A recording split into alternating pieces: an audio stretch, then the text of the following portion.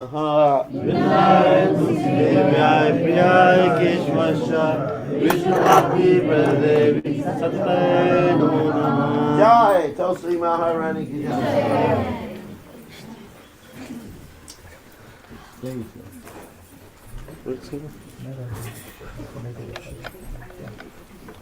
All right.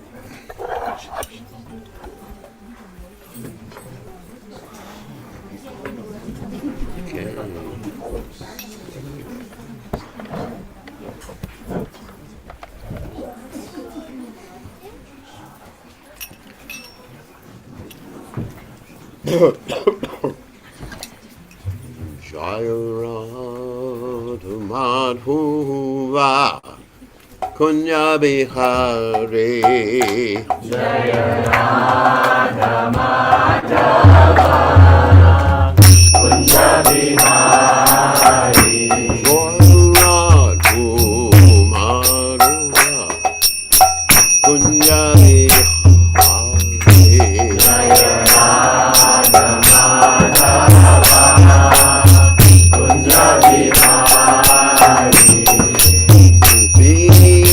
Jana Ballabha Girivardharuti Gopi Jana Ballabha Girivardharuti Gopi Jana Ballabha Girivardharuti Gopi Jana Ballabha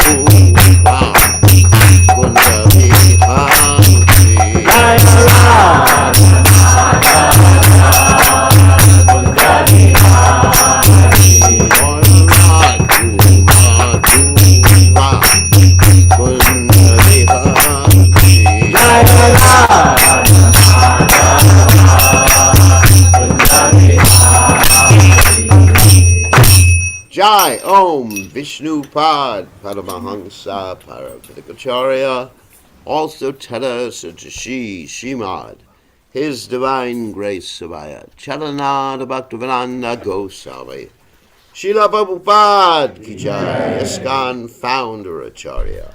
Srila Prabhupada ki jai, Anantakoti Vaishnava Vrind ki jai, Namacharya Srila Haridas Thakur ki jai. Prem se kaho Shri Krishna Chaitanya Prabhu Nityananda Shidwaita Gadadhar Shivasati Gaura Bhakta Vrind ki jai, Shri Shri Radha Krishna Gopi Govardhana Sai Mukunda Radhakunda Giri Govardhan ki jai, Vrindavanam ki jai, Churdam ki jai, Jagannathaswami ki jai, Punamai ki jai, Shivani Lasi Devi ki jai, Samaveda Bhakta Vrinda ki jai, Gaur Premananda. All glorious the assembled devotees, all glorious the assembled devotees, all glorious the assembled devotees, all glorious to Shri Guru and Gauranga, Srila Prabhupada ki jai, Nama Om Vishnu Padaya, Krishna Prastaya Budale, Srimati Bhaktivedanta Swami Namani, Namaste Saraswati Devi, Gauravani Pacharni, Nivashesha Shinavadi Pasyachate Chatarni. So today we are continuing to read about Lord Ramchandra, and we're reading from the Srimad Bhagavatam, 9th Canto, 10th chapter, text 5, for those of you who have devices. Om Namo Bhagavate Vasudevaya. Om Namo Bhagavate Vasudevaya. Om Namo Bhagavate Vasudevaya. Om Namo Bhagavate Vasudevaya. Om Namo Bhagavate Vasudevaya. Om Namo Bhagavate Vasudevaya. Vishwamitra Dware. Vishwamitra Dware. Yena Marichaja Nisha Chara Pashyato Lakshmanasyaiva Bhuta Narita Pungavaha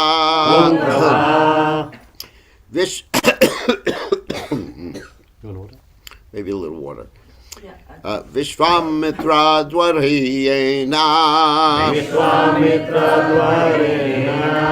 Marichaja Nishachara Ashyato Lakshmanasyaiva Utthanayrita Pungava Vishwamitra Dwareyena Marichaja Nishachara Ashyato Lakshmanasyaiva Utthanayrita Pungavaha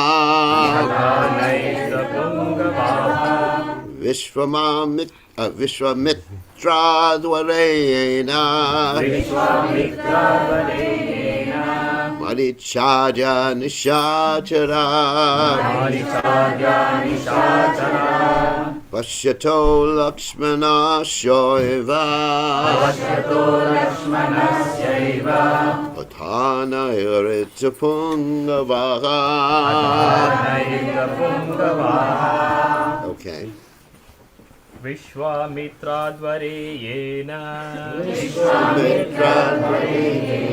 Marichadya Nishacharaha Pashyato Lakshmanasyaiva Atanairta Pungavaha. Vishwamitra Swadhareyena Marichadya Nisacharaha Passato Lakshmana Saiva Hata Nairitta Pungavaha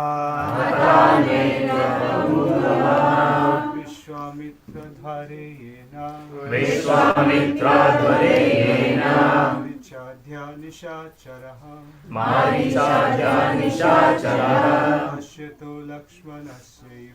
Pashyato Lakshmanasaiva Hatanairitta Pungavaha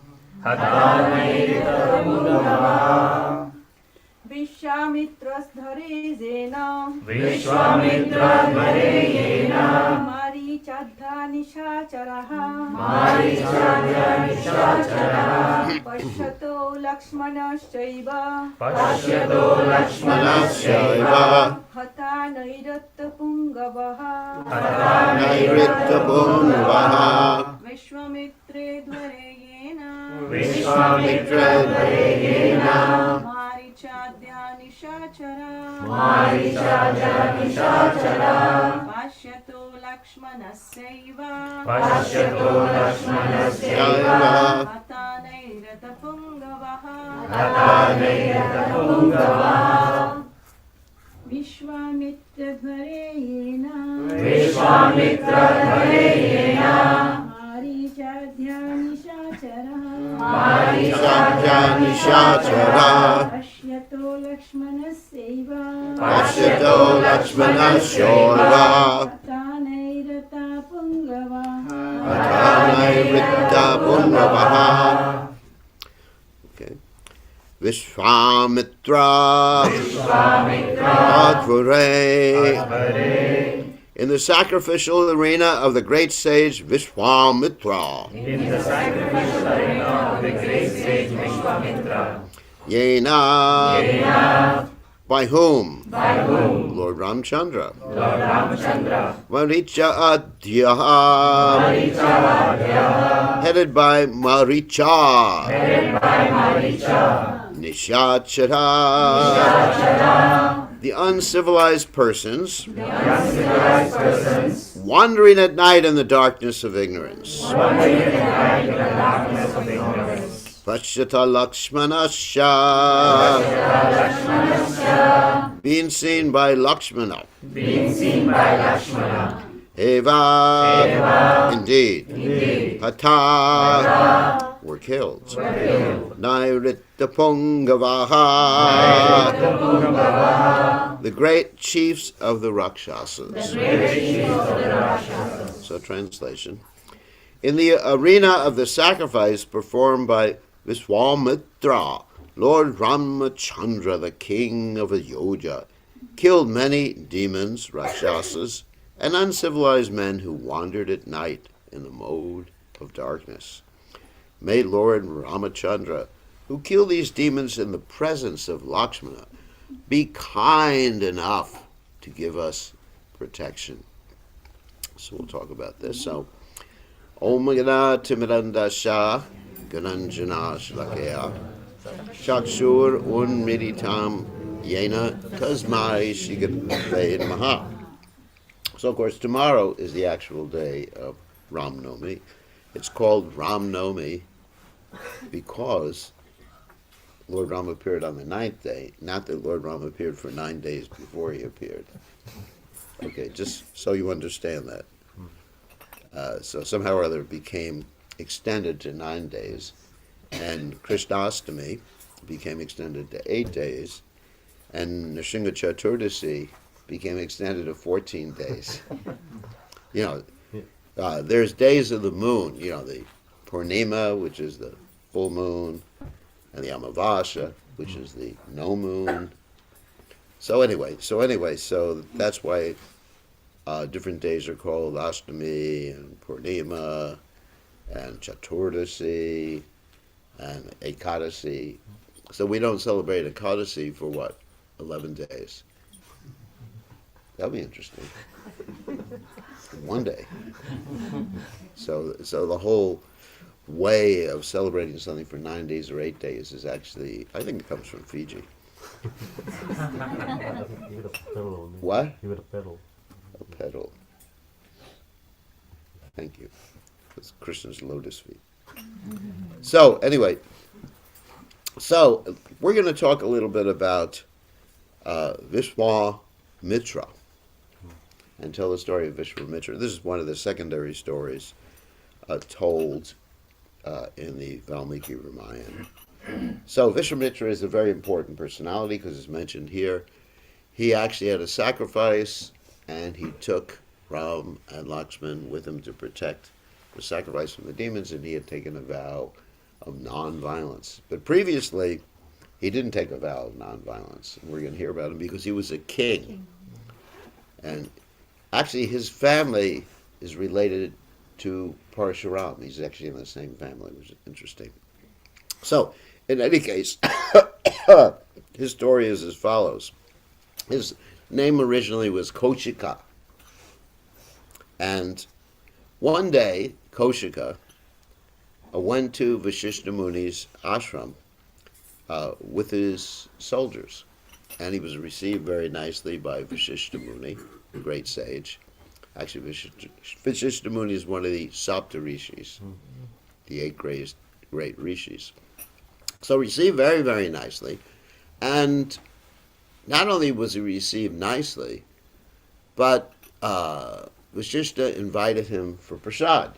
And not only did he invite him for prasad, he invited all of his soldiers for prasad. And Vishwamitra said, how can you prepare prasad for everybody? You're just a poor Brahmin. He said, don't worry, sit down. So then he called for Nandini, his Kamadhenu. Kamadhenu means the desire cow. And so Nandini, she just provided whatever any soldier wanted. So everybody had individual feast. It is better than Tilakini. Because Tilakini, she prepares something, but everybody has to eat the same thing, right? You don't get an option. You can't. It's not like a restaurant. But in this case, it was like a restaurant. So they were all eating very, very nicely. And not only that, after the meal, they had all these like dancing girls perform for them that came from Nandini. It's nice. No, not the dancing girl. Prashad was nice. But so anyway, the soldiers were very, very happy, bellies full, minds content. And Vishwamitra, he thought, why does this poor Brahmin have this cow like this? So what he did was he said, please give me the cow and I'll give you like 1,000 or 10,000 other cows in exchange. And Vashishta Muni said, no, because Nandini provides me with everything I need for my sacrifices. Ghee. Because he did not want to perform a sacrifice with oil. It's interesting, one time in the early days, Prabhupada asked for ghee for a sacrifice that he was doing. Yet, what happened is that the devotees gave him oil. And anyway, very interesting. And then they were doing the sacrifice, and as they were doing the sacrifice, it started to sputter because it really wouldn't work well. So anyway, ghee is Vedic. Oil is not Vedic, except mustard oil for the outside. So anyway, getting back to the story. So Vashishta Muni needed the ghee. He wasn't like all of you who cook in oil. So anyway, we talked about that yesterday. So then Vishwamitra, he was insistent. Finally, he came and he took Nandini forcefully. And Vashishta Muni didn't say anything. So eventually Nandini came back to Vashishta Muni and said to him, do you want me to stay or you want me to go? He said, because I'm peaceful. He wasn't going to fight. So he said, yeah, I'd like you to stay. And then Nandini produced all these soldiers from her udder, from her rear end, and they destroyed Visvamitra Muni's army and killed his 100 sons. So, this is the start of the animosity. Hare Krishna. This is the start of the animosity between Visvamitra and Vasishtha Muni. Very interesting story. So then, Visvamitra, he thought, this guy's powerful, so I got to get some weapons to defeat him. So he went to Lord Shiva, and he got all these weapons, these celestial weapons, even the Brahmastra and everything like that. And he thought, now I'm going to get Nandini. He's very much into vengeance. And so then he went to the ashram of Vasishtha Muni and he attacked the ashram. And then he was firing his weapons, and all of Vasishtha Muni's disciples and everybody, they just ran away. Except Vasishtha Muni just stayed there. And he just held up his little Brahminical staff. In those days they had the staff they put under their arm. It was like a U or something like that. And he absorbed all the weapons, even the Brahmastra. That's powerful. That's powerful. Brahmastra cannot be defeated by anybody, and it's very focused. Krishna, usually it was only Krishna who can defeat the Brahmastra, like when it was fired at, it's fired at Uttara to kill Parikshit. And then Krishna was able to protect. There's two ways that story is told. One story is that Krishna protected the baby in the womb. Another story is that the baby was killed and Krishna revived the body. There's actually two different versions of that. But anyway, whatever it is, Krishna was able to take care of it. And you can actually counteract a Brahmastra by firing another Brahmastra, but that can destroy the whole universe. So that's a big problem. So that's why when there were two Brahmastras, Ashwatthama's Brahmastra and Arjuna's Brahmastra, Krishna said, Arjuna, you got to withdraw it. So anyway, so Visvamitra got very upset. He says, why is this guy so powerful? Because he has Brahma Tejas. Means the power of a Brahmin. So I want to become a Brahmin. So we began to perform all these really heavy austerities. Eventually, he got the title of Raja Rishi, which means a sage king. He wasn't happy because he thought, this is not going to work. I want to be a Brahmin. So he started to perform more austerities. And then what happened is there was a king whose name was Trishanku, who eventually approached him. But anyway, there's a little bit that happened before this. That this Trishanku was in the Ikshvaku dynasty. And he wanted to go to heaven without changing his body. Now, you can't do that. Because in heaven, the bodies, anyway, they're nice bodies. They don't have like stool and mucus and urine, all those other wonderful things that we're carrying around inside of us right now. Tridaduke, bile, mucus, and air.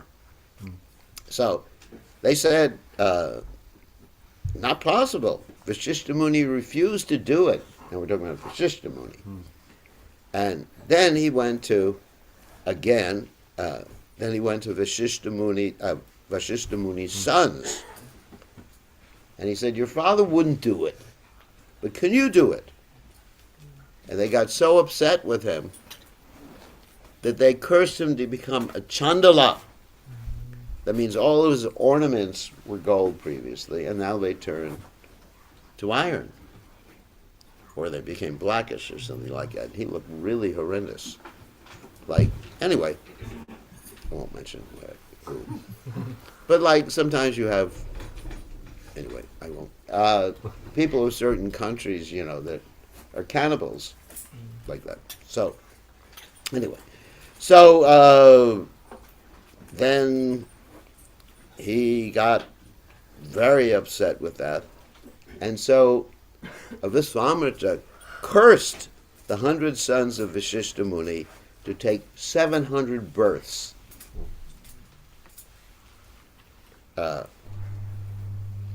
As Chandalas, anyway.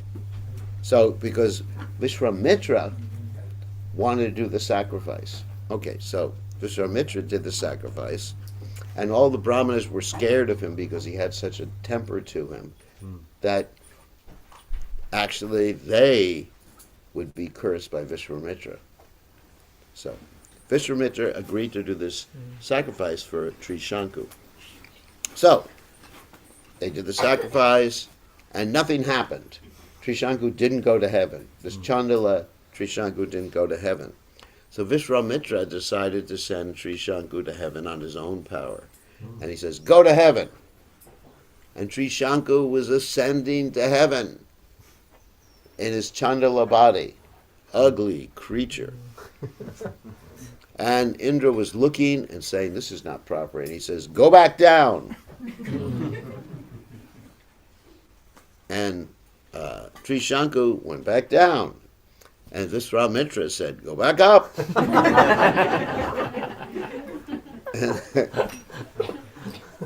Indra said, go back down.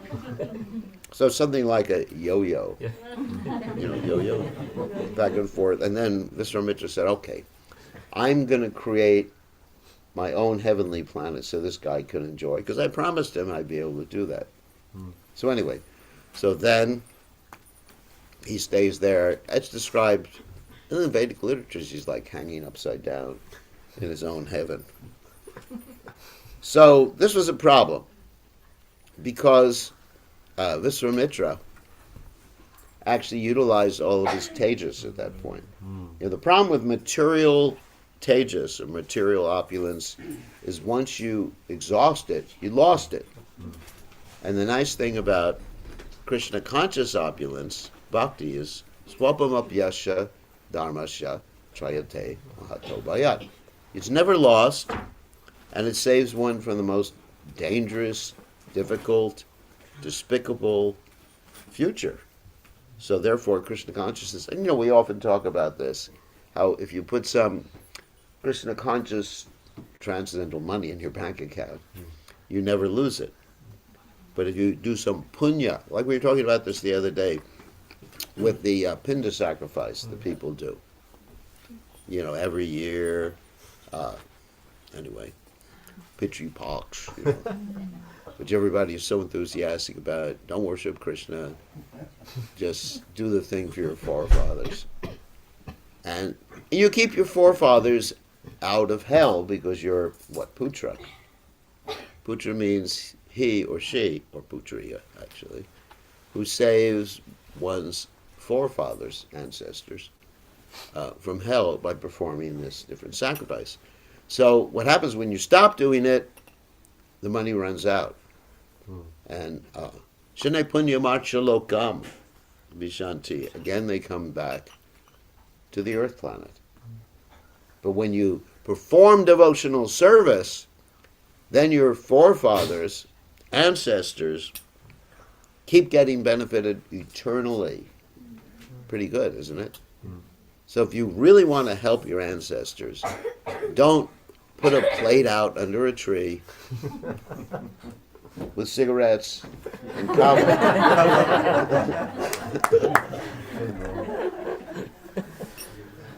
Or anything. If you want to offer something, offer them some Mahaprasad from the temple. Okay. So, getting back to Vishwamitra. He becomes very frustrated because he used up all of his punya. And then someone approaches him. He goes to Pushkara, which is the place of worship Lord Brahma. So at a particular point, there's another person named Shunakshepa, who, at those days, they did human sacrifices. And he was going to be offered, anyway, whatever. I don't know why. But they were going to offer him.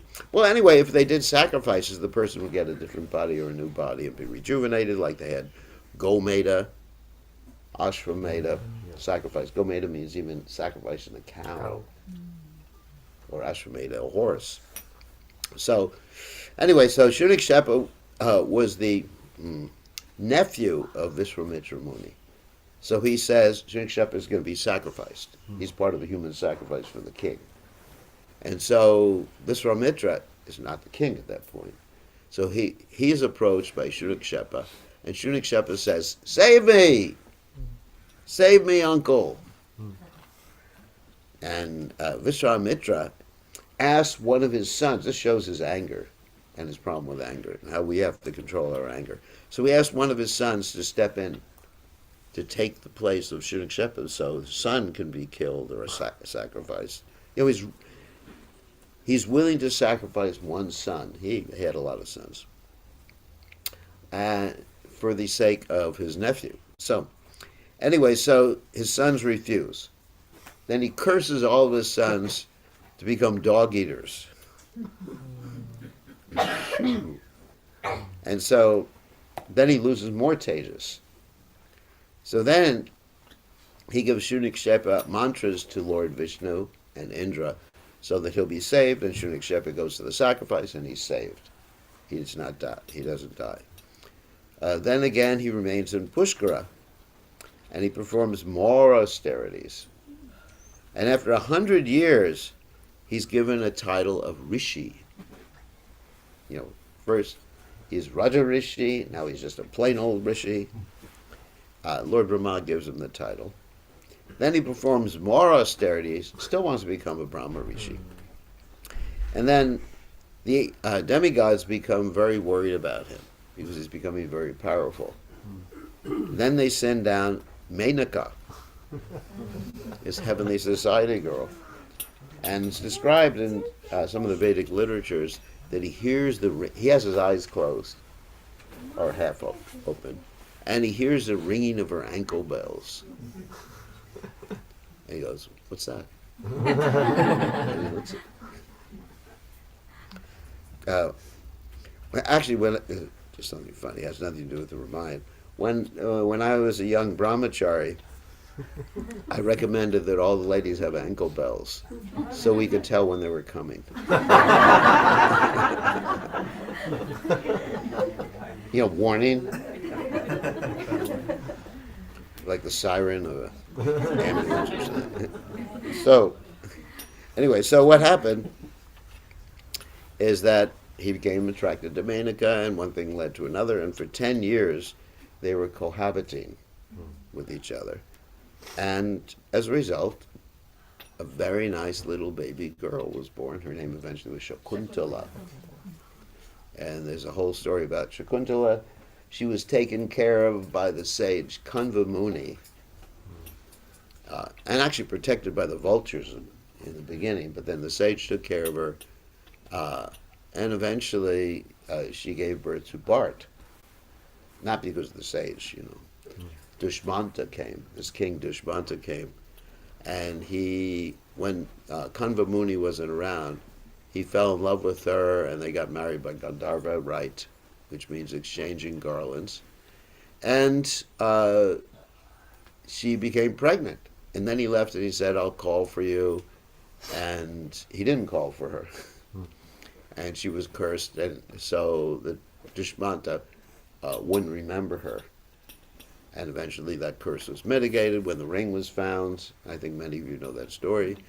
And she married, went to the kingdom, and actually was with Dushmanta, and Bart was brought up. And that's who Bart Varsha is called after. So anyway, getting back to Viswamitra Muni, he lived with Menaka for 10 years, and then he got very upset and he left her, and she left him, and they left the poor kid, Shakuntala, in the forest.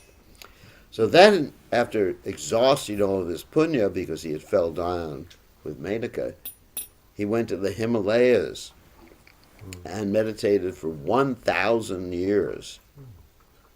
And then he got the title Maha Rishi. Then he meditated for 1,000 more years. And Indra sent down Ramba. And Ramba came with Cupid and springtime and everything like that. And he just got angry with her and burnt her. Then he started to meditate more. And he was under a tree. And there was a bird, a pastule on his head. And he burnt the bird to ashes. So he keeps losing his tejas because of what? Anger. And actually, then he goes to the south and he performs the Mona Vrata, which means not only did he not talk, but he didn't eat for 1,000 years. Pretty good. Then he gets ready to break his fast, and Indra comes in the disguise as a Brahmin and says, I want some food. And he takes all the food and he eats it all. Because after all that time, for 1,000 years, you couldn't eat. But then, for 1,000 more years, he performs austerities. And after that time, smoke and fire is coming from his head. And then finally, he gets the title Brahma Rishi. And Vasishtha Muni becomes his friend and acknowledges him. And that's the story of Vishwamitra Muni, which is actually one of the side stories of the Ramayana. Okay, so what's mentioned here in this particular verse is how Vishwamitra asked for Ram to come with him to protect his sacrifice. So the story goes as follows, that Ram was only 16 years of age. And Dasarath, of course, was very, very attached to Lord Ramachandra. And so, oops, this is going blank. Okay.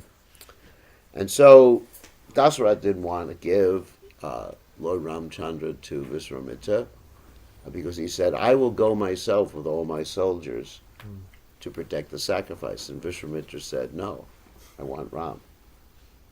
And then Vasishtha Muni stepped in and he said, don't worry.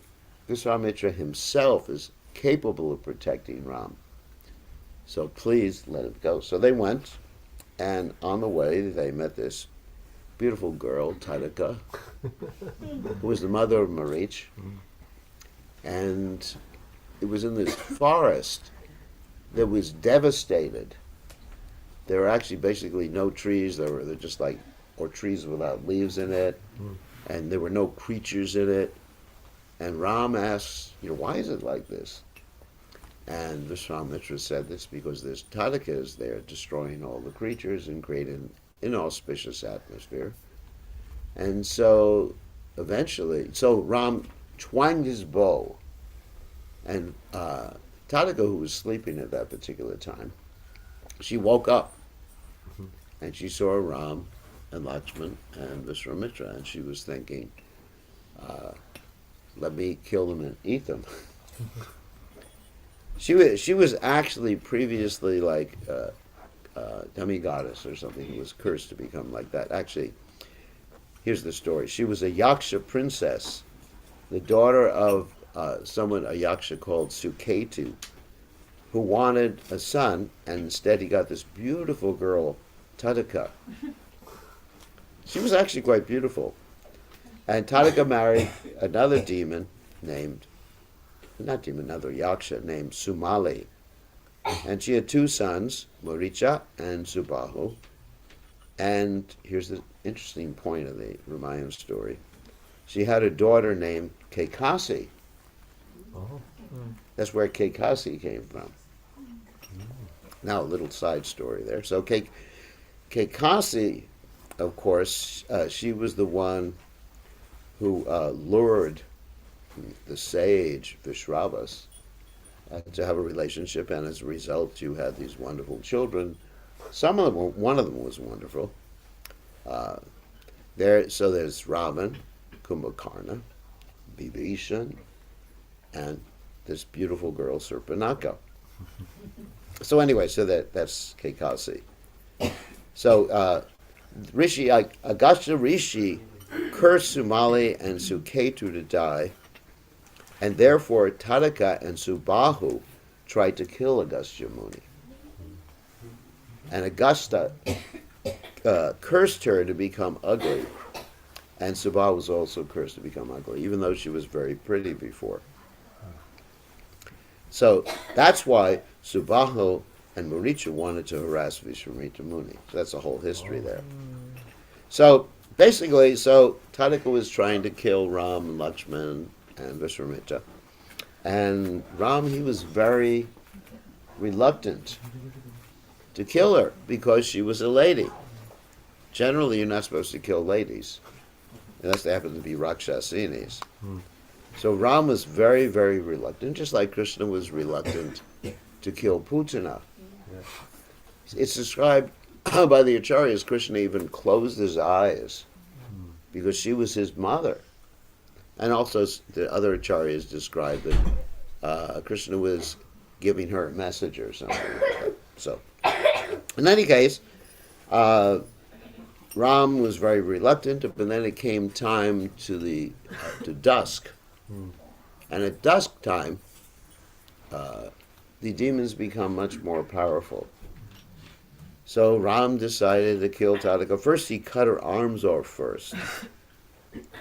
And so Vishwamitra was very pleased with Ram and Lakshman, and he delivered all these weapons after that particular point. And then Ram and Lakshman went to the sacrifice, and Ram killed Subahu, and he threw Marich 800 miles away.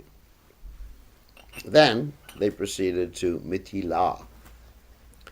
I told the story the other day why Mithila is called Mithila, and Janaka is called Janaka, so I don't have to tell that story again. So on the way to Mithila, they came across the ashram there, where there was Ahalya, the wife of Gautama Rishi. And I think I mentioned this before on this trip, that Ahalya was disincarnate, according to the Valmiki Muni in the Ramayana. Not that she was a stone. She was disincarnate, in other words, a ghost body. So she was cursed by her husband because Indra had taken the form of her husband, Gautama Rishi, and she had a relationship with Indra in that particular form. And you may say that she was blameless, but actually she wanted to have a relationship with Indra. That's what's described in the Valmiki Muni's Ramayana. So then, when Gautama Rishi discovered this, that Indra had taken the form of him, he cursed Indra to lose his masculinity, and then later on Indra got sort of his masculinity back from the testicles of a ram implant. So then they arrived after that in Mithila, and which I told the story of Nimi the other day. We're not going to tell that again. And Janaka, we told that story too. And then eventually there was this Swayamvara, and Ram took the bow of Lord Shiva, and the bow broke itself. The reason the bow broke itself is because the bow did not want to be used as Lord Shiva's bow against the Rakshasas, who were actually devotees of Lord Shiva. So then there were the 4 marriages, and Ram took it during his marriage, the Ekapatni Vrata, which means only one wife. And during the marriage, or right after the marriage, who would come but Parashuram, who was very, very angry that someone had broken the bow. And he came and he said, "Who has broken the bow?" And Lakshman said, "It's just a little toy. We broke so many bows when we were children." And Parshuram, getting very, very angry, says, excuse me, says, "Who is this boy Who broke the bow? And Ram comes forward, pushing Lakshmana aside, and says, I broke the bow. Who are you? I'm Ram. And Parashuram says, I'm Ram. And so, if you think you are so powerful, please take Vishnu's bow. So in the Valmiki Ramayana, he doesn't give him Vishnu's bow. He looks at Ram, and Ram already has the bow in his hand. I don't know what it says in the Tulsidas Ramayana. But it says, he looks, and Ram has the bow in his hand and says, oh. And Ram pulls the bowstring. And he says, where do you want me to shoot this arrow, And Parshuram says, well, I have several benedictions. I have all my punya that I've acquired and prestige that I've acquired. And I also have the ability to travel and go anywhere at the speed of the mind. So you should only destroy my punya, because I need to travel, because I've been asked by Kashyapa Muni not to stay on the earth planet. So therefore, Ram fires the arrow, destroys Parshuram's punya, and then Parshuram leaves the place, and then they go back to Ayodhya. So as soon as they get back to Ayodhya, Bharat and Shatrughna are sent to the kingdom of Kaikeya, because that's where Kaikeyi came from, because they want to visit their uncle and family. And so Ram and Lakshmana are there. They're the two sons who were left there. And Dasarath sees some inauspicious omens. And he's thinking, we should enthrone Ram right away. We shouldn't wait. Some of his soldiers or some of his assistants, they tell him, we should wait and call back the other two boys. And Dasarath says, no. We should do it right away. He decides to enthrone Ram from one day to another. Usually you would say, well, next week, 2 weeks, a month from now, we're going to do this auspicious thing. So Dasarath thinks, right now we're going to enthrone Ram. So everyone's happy in the city. They're lighting candles and everything all over the city to prepare for the coronation of Lord Ram. And so what happens is that Kaikeyi is very happy about this. She's thinking, this is great. My son, Ram, and of course Ram is not her direct son, but she considered Ram to be her son. She actually loved Ram just as much as her own son, is going to be enthroned. Meantime, of course, there is your friend, Manthara, who is very upset because people criticize this poor lady, but actually she loved Bharat and she wanted to protect Bharat, and she understood in those days there was intrigue between brothers, and sometimes one brother would kill another brother. Like in the case of Aurangzeb. He killed his brothers, imprisoned his father, just so he could become the king. So, because Ram was so popular, Manthara was thinking that if he's enthroned, he's going to actually, if he feels threatened by Bharat, he's going to actually imprison Bharat, or something's going to happen to Bharat. And she had this motherly affection towards him. So don't blame her. And also she helped in the pastime because Ram was supposed to go to the forest. So what happened is that she convinced Kaikeyi through intrigue, through guilt feelings, or whatever she used, to utilize the boons that she had gotten from Dasarath. And these boons she had gotten from Dasarath were gotten at the battlefield. Previously, Dasarath was fighting some enemy, and he was actually knocked unconscious. And Kaikeyi brought him out of the battlefield and saved him. And Dasarath was so much pleased with her that he said, just ask for like 2 or 3 benedictions. Whatever you want, I'll give you. And she said, well, okay. I'll save them for the future.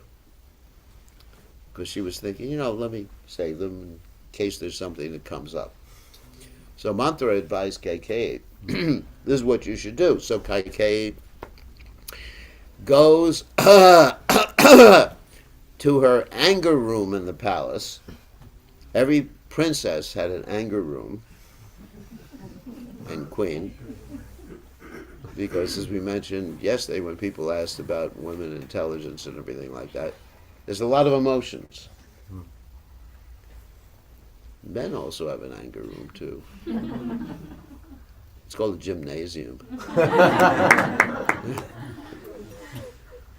Boxing bag or something like that. They keep punching like that. Anyway, men are just as bad. So she goes to her anger room and throws a fit. Dasarath comes back to celebrate that Rama's going to be enthroned. And he looks for his wife, his dear, most pretty wife, Kaikeyi, and she's not there. He goes to the anger room, and she is crying all the time. We told this story the other day. She's crying so much that he just relents and says, okay, whatever you want. And she says, really? You'll really give me whatever I want? And he says, yes, yes, yes. And she says, I want Bart to be enthroned. I want Ram to be in the forest for 14 years. And he collapses. He collapses. He doesn't know what to do. He's completely depressed, almost ready to leave his body at that particular juncture. And then she says, call for Ram. He can't call for Ram. So she speaks to Dasarath's assistant. And she says, call for Ram. Tell Ram his father wants to see him. So Ram is there preparing for the coronation. And so when he hears that his father wants to come to see him, he comes before his father, and his father can't say anything. And he says, what does my father want? And eventually it's explained to him, not by Dasarath, because Dasarath is completely unconscious at this particular juncture, that your father wants you to go to the forest, wants Bart to be enthroned, 14 years in the forest. And Ram says, that's fine. No problem. No problem. And it's explained to him that this is because Kaikeyi made the request, and Ram says, I would have listened to your request. You didn't have to bother my father. Even if you had asked me to go to the forest for 14 years, I would have gone to the forest for 14 years. So, then, Ram, Lakshman, and Sita, of course, there's the whole story that Sita insists upon going with Ram to the forest, and Lakshman insists upon going with him to the forest. So then they dress up in this forest garb, which is basically the bark.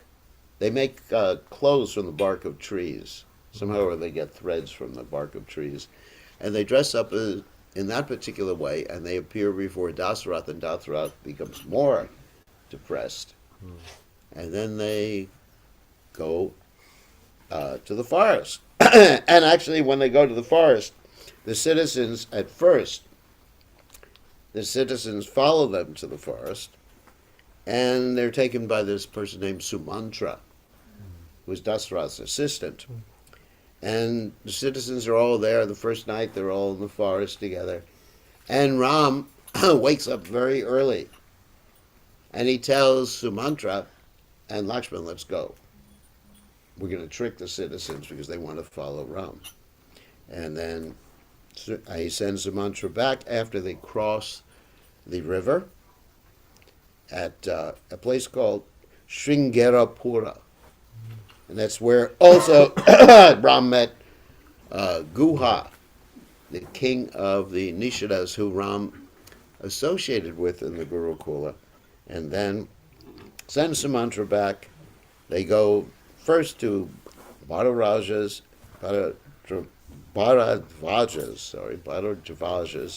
ashram, and then they go to Chitrakoot. And they even meet Valmiki there. So that's the beginning of the Ramayana. So, any questions or comments? And these are all familiar stories to all of you. Any questions or comments about any of these things? Questions? Comments? Problems? Yes. How did Vasismuni and Vishwamitra become friends? Because Viswamitra became a Brahma Rishi and he was able to conquer his anger. So Vashishta was already a Brahma Rishi. And so he had already conquered his anger. Even though Viswamitra had actually cursed his sons, Vashishta Muni's sons, before. And there's other stories that Prabhupada told about their fight between each other. One of the stories is that they cursed each other to become birds. And they were fighting each other as birds. Some of you may have heard that story, maybe not heard that story. So basically, even Vashishta lost his anger sometime at Vishwamitra Muni. But after a while, because he was a Brahmin, he became peaceful. And a Brahmin, of course, has the quality, and he's a devotee, of Ajata Shatrava, not having any enemies. So when Viswamitra became a great devotee, Brahma Rishi, he also had that same quality, so they became good friends. So that's why later on, Viswamitra, when he came to get Ram, Vashishta encouraged Dasarath to send Ram with him, because they were buddies. Can you imagine that? Friends who killed your sons, cursed your sons, and then later on, you became the best of friends. Pretty good, isn't it?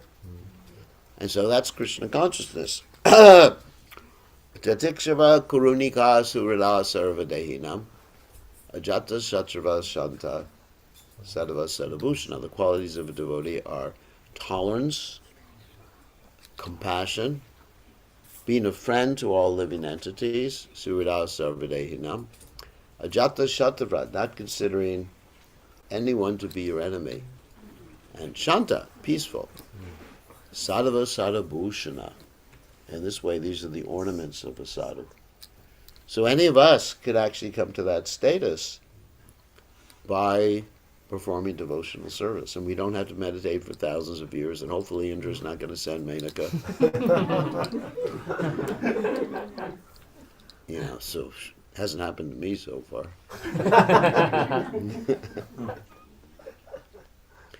If Menaka came, I would just give her one of Prabhupada's books to read. Isn't it?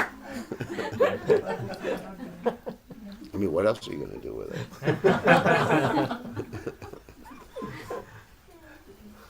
Menaka, Ramba. Actually, they're quite attractive. So it would be a challenge for anybody. A big challenge. Because these are Heavenly Society girls. Gurudev, but why don't they take the responsibility of the child that is created because in this That's actually a good question. Because Viswamitra, first of all, he left because he was angry. And I mean, I'm not justifying what they did. And Menaka left because it wasn't her place to be on the Earth planet. But she didn't make any arrangements to take care of the. There's no mention of that. Yeah, usually we hear such stories. The Apsaras, they come, they just leave the child, and there is no responsibility. It's hellish. Yeah, to make arrangements. I think she probably knew that there would be some arrangement, Okay. but somehow or other there were vultures that protected the child. You hear that before? Never heard that. Why do you think Shakuntala is called Shakuntala? In Sanskrit, there's the name of vulture. Okay. She's protected by a vulture, not Jatayu.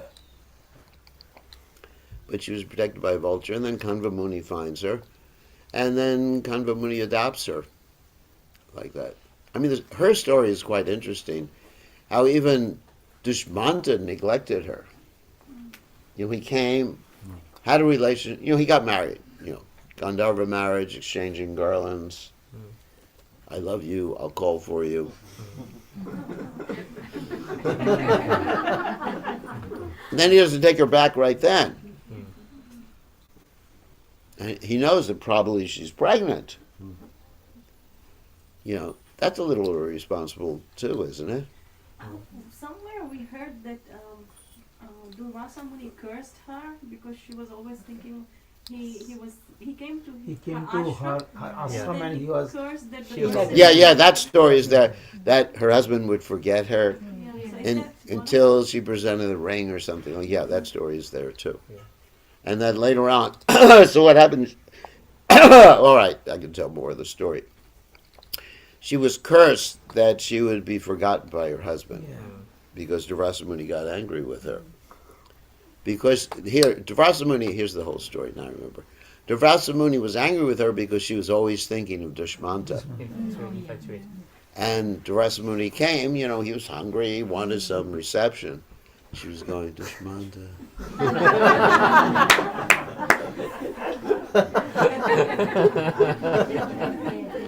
She used to love so much. She used to love him so much that even this great sage came and she didn't pay attention to him. Then when she realized, she begged for forgiveness, and he said, all right, he will forget you, but when he's presented with this ring that he gave you, he'll remember you.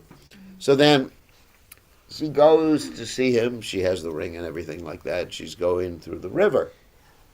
And as she's going through the river, she sort of drags her hand in the water, and the ring slips off, and this fish eats it. It's an interesting story. You got fish involved in so many stories. Like Prajuna, story of Prajuna, he was found in the belly of a fish. Satyavati. Well, there's another version of the story too. Anyway, I'm not going to tell you. There's another version. There's so many different versions of the story. The other version that I heard recently was Satyavati was not a fisher lady. She was King Vasu's daughter, who was actually placed there because King Vasu understood that she would give birth to an incarnation of the Supreme Personality of Godhead, of Vyasadeva. And because of that, he wanted to protect her so the incarnation or the avatar would be protected, and he wouldn't be killed, as a little baby or whatever, and she wouldn't be killed. So he hid her in the in a fishing village. But actually, she was a princess. There's so many different versions of the Mahabharata. One version, she smells so bad, and she has a relationship with. I'm not going to get into that one. But whatever happened. She was the mother of Vyasadeva.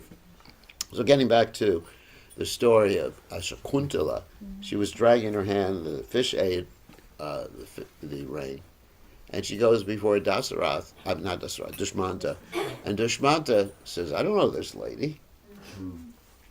And so then eventually they catch the fish, and Dushmanta's cook. I guess they were eating fish at that time. They're from Bengal or something like that. Gangafal,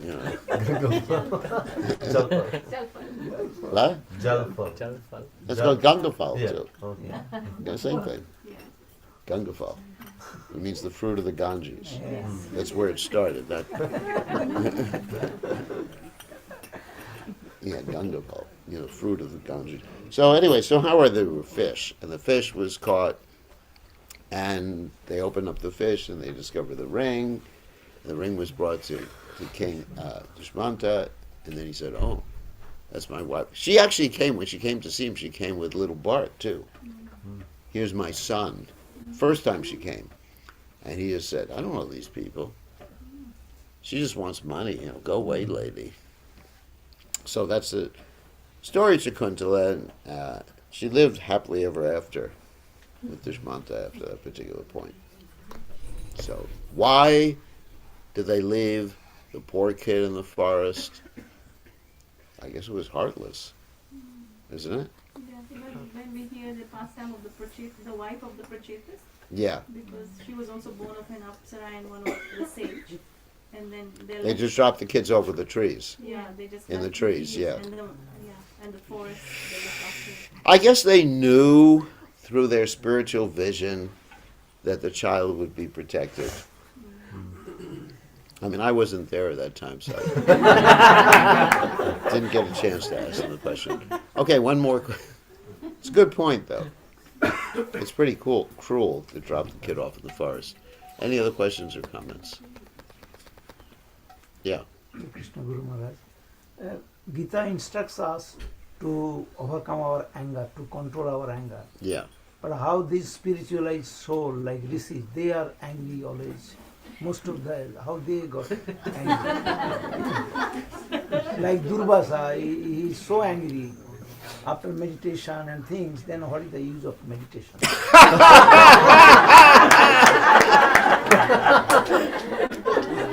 You better be careful.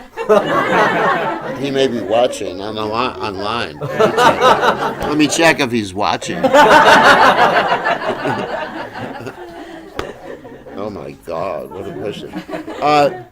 First of all, he's an expansion of Lord Shiva. Lord Shiva. Yeah. He's considered to be a manifestation or expansion of Lord Shiva. And therefore he's Ashutosh. It's like a pastime. He's a special personality. That he's very easily angered, very easily pleased, like Lord Shiva. So this is his pastime. I would be careful about criticizing him for executing all that austerity and still getting angry, because it might be a little dangerous.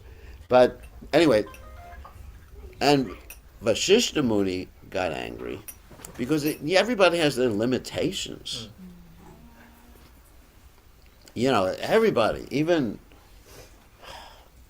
every great soul has their limitations. But the anger of great souls like that is productive.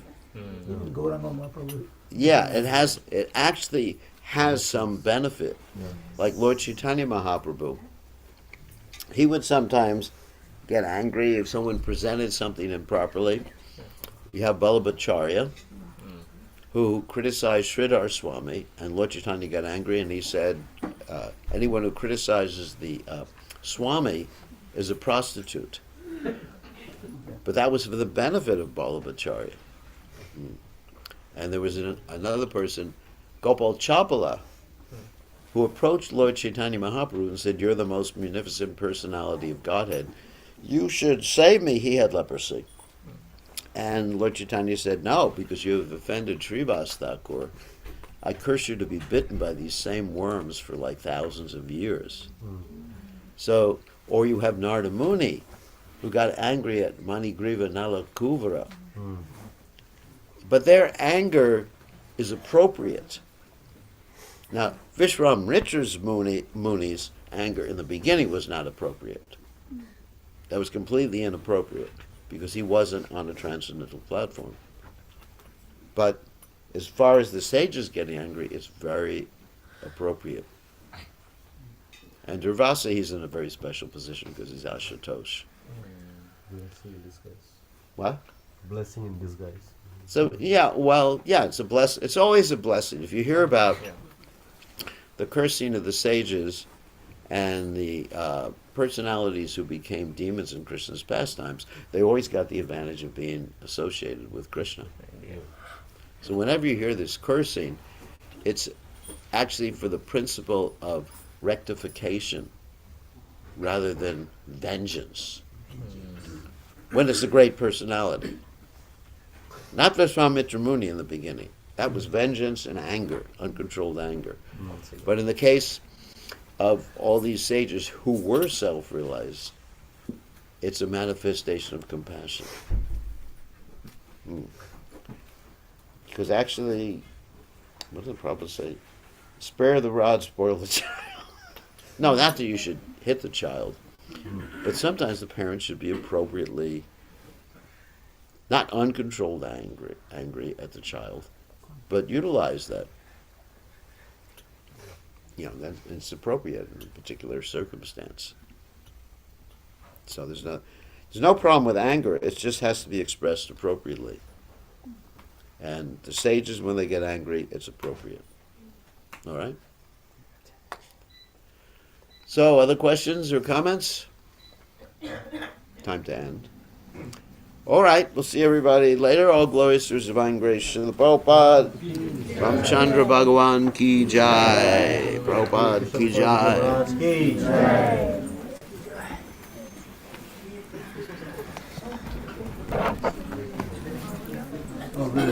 We have a cake cutting ceremony. Oh, cake cutting. Hare Krishna, we've got a cake cutting ceremony now for Collective Mataji.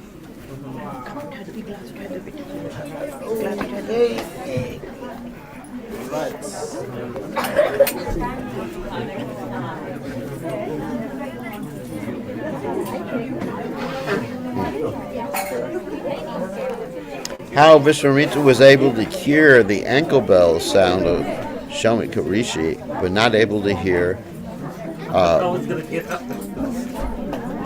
Well, Vishwamitra had no interaction with Maharaj Pariksit.